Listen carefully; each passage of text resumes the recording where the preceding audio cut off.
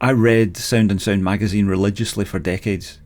Every month I got that and I poured through it, and I would buy stuff that they recommended, and I would use their articles as the tutorials for working the hardware or the software that they were reviewing. And me and my friends would discuss, especially my friend Alan, we would discuss all the pros and cons about using all of this stuff. And then when the internet came along, I left that behind, and I'm very much into whatever the latest thing is, and try to understand it and try to keep up with it, including the AI stuff and all of that. I think it's just the kind of way I work. There's a lot of guys that are kind of like you, where they get to the point where they've got everything they need to do what they want to do, and they stop there, and that's fine. You've moved on because you had it in your mind. You have these ideas in your mind that you can't express unless you have, like, augmented strings, for example, is a fantastic. And Chris is putting his thumb up at that point. It's a fantastic tool for inspiring all kinds of stuff that I certainly wouldn't come up with on my own. You press one key and you get this beautiful sound, but also you get a phrase, and then my mind immediately goes, well, what happens if I press the fifth? Oh, now I've got these two beautiful phrases running together. Oh gosh, I can do octaves. I can do these patterns, and you get all of this orchestration sort of falls out of the software. And I would never think that up. I would never be thinking about that. And I know from when people have listened to this stuff that these are the kind of things that makes them, they perk their ears up and they think, oh, I'm listening to music by a real musician. I'm not a real musician, I'm just faking the whole thing. Unlike Chris, who is, but I'm just faking the whole thing. I do that all the time, even with samples in the old days. I would run samples.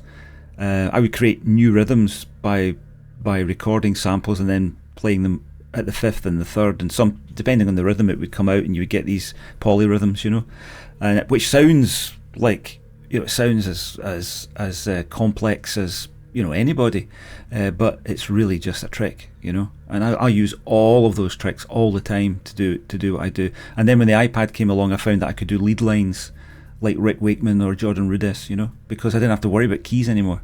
I could just let my imagination go.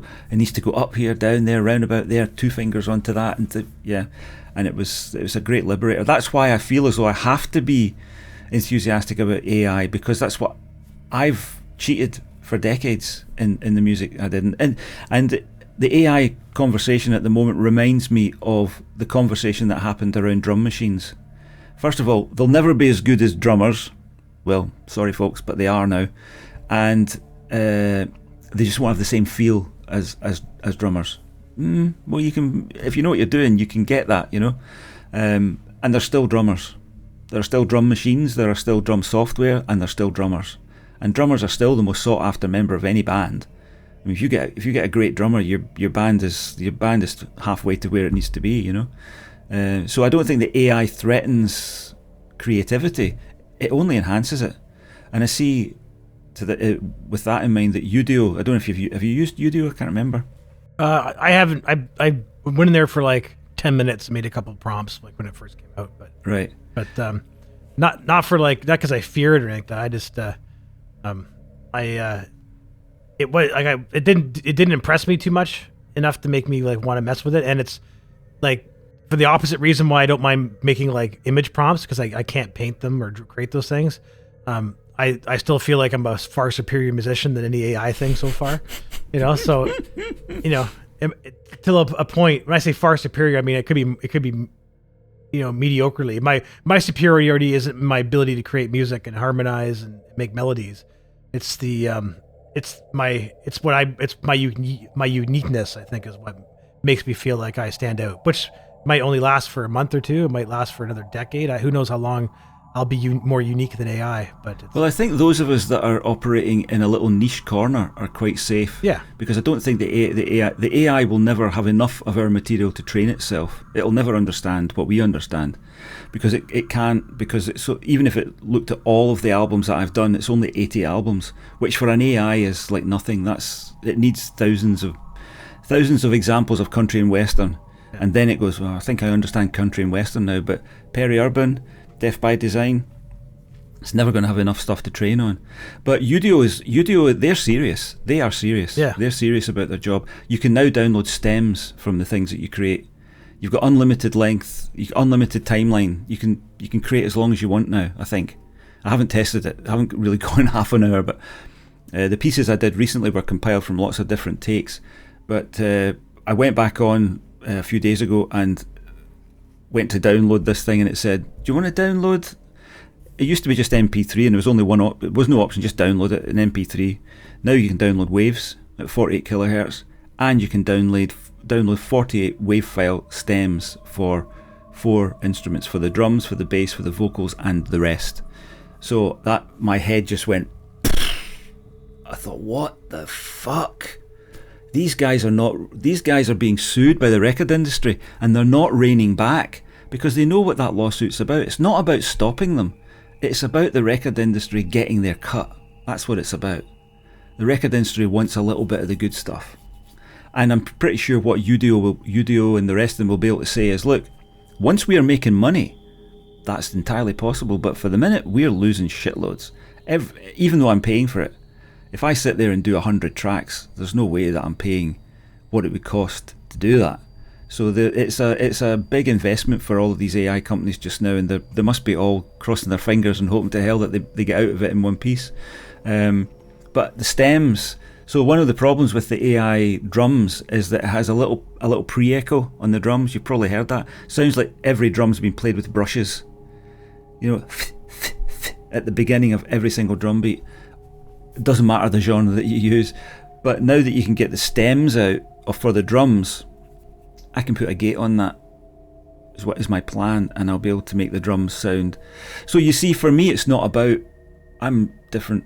It's not about making the music, it's about having the music to work with. And that's why I put those 2 long tracks up recently, because I thought, well, I've messed about with this and I've tried to fool people into believing that it's Frankzappa or Return to Forever or whatever. And people are going, yeah, well, okay, it does. Nobody aside from you, you're the only person who spotted that they were AI. Everybody else who's commented on the other friend that I sent it to couldn't understand what was going on. AI? How does that... But it says there it comes from 1972. No, I made that up, obviously. But I asked the AI to make it sound as if it came from 1972. But so I do feel as though I need to embrace it from that point of view, having been a long time kind of cheat when it comes to music. But I think for people like yourself, it will be a creative tool, because you'll be able to ask it to do things that you can't. Yeah. Like, you can't, with the best will in the world, and I'm going to say this, but I don't think that you could orchestrate like John Williams or Hans Zimmer. I know Hans Zimmer gets people into orchestrate, but the best orchestrators in the world have got that job for a reason. When they orchestrate, even if they're using samples, it sounds amazing. Well, if you need an orchestra to do something in A minor, you know, you don't have to hire an orchestra anymore. Yeah, no, you know, you just need to say, well, I want this piece to start with an orchestra in A minor, and it'll be there at your fingertips. Or you could say, I want a backing vocal that does these words in this rhythm. I mean, that's what's coming. I'm pretty sure Cubase, in 10 years' time, Cubase, all the rest of them will have AI built in, and you'll be asking it to do these to fit with the track that you're doing, you know, because you can already upload an image and have the AI transfer an image and make it into something else. So it's not going to be long before you upload an audio track and the AI will go, oh, you want vocals for that? It's coming, and you know, if you don't embrace it, you're going to be the old dinosaur that's just, you know, you've got that studio. I can see it behind you in the thumbnail in the screen here. You've got that wonderful studio, that wonderful space, and that will be like a museum. You know, you'll be the curator of your own museum, because the kids won't be doing that anymore. Kids won't aspire to play guitars and play drums. They will be doing prompts. You know, like DJs, that's all DJs do, isn't it? They just take stuff and put it together from other places, and that's, people love it, you know. Well, I'm sure we'll embrace it eventually. I'm not like against it. I just haven't felt the pull there yet. You know, I haven't, you know, because like, but you know, like I've always taken pride in doing my own album artwork, and then my last 3 albums have been AI art. You know, if you asked me 2 years ago if I would do that, I'd be like appalled, but it fit the narrative of the music, right? It was kind of like it was part of the package, and I don't, and it's funny because I have a few friends that argue about how AI is going to potentially destroy the music industry in the sense that they might make it hard for musicians to make a living making music, because if record companies can sell people AI music instead of selling them human music, they get to cut the middleman out, or never mind, I guess not the middleman, they just cut out the creator out of it, and the middleman gets all of the value. That's detrimental to people who we value in the past, like, the Pink Floyds and the Frank Zappas and whatnot. But, it doesn't make any difference to people like you and me, so it's something I don't lose sleep over, but I've had friends who are like, oh, you're wrong. We're always going to prefer humans. We're always going to this. And I'm like, I don't believe you. I think you're wrong. No, I definitely think that's wrong, because that experiment that I, even though the sample is very small, the experiment I ran showed that, people don't know. Yeah. They can't tell. And because if you can't tell, then you're just going to treat the music as you find it, and you're going to like a lot of stuff that's going to be generated by AI. Exactly. And I'm sure there's going to be albums that come out that I find enthralling and whatnot, and there's a lot of naysayers that keep saying that, like, you can't do AI Mike Patton, or you can't do AI, the really weird experimental stuff. But I mean, you really can. So I don't know why it's Well, that was the other side of it that I tried to prove with some tracks I did previously, where I had some weird electronics turn into Devin Townsend and all that kind of stuff, So I tried to prove that you wouldn't be able to tell the difference, and I also tried to prove that the AI can do really, really weird, off-the-wall stuff that creative people could use, whether they use them as the basis of something, or whether they just program it in a particular way to get a particular sound. But the AI will do... There's a lot of sliders on Udio that will give different effects. Like there's a separation, is it called separation or continuity or something? And if the slider's all the way to the left, the instruments kind of blend into one another and make a harmonious kind of band sound. And if you slide it all the way to the right, all the instruments are separate, doing separate things. And if you want to go weird, if you put in avant-garde and put that slider all the way to the right, you get stuff that I've never heard.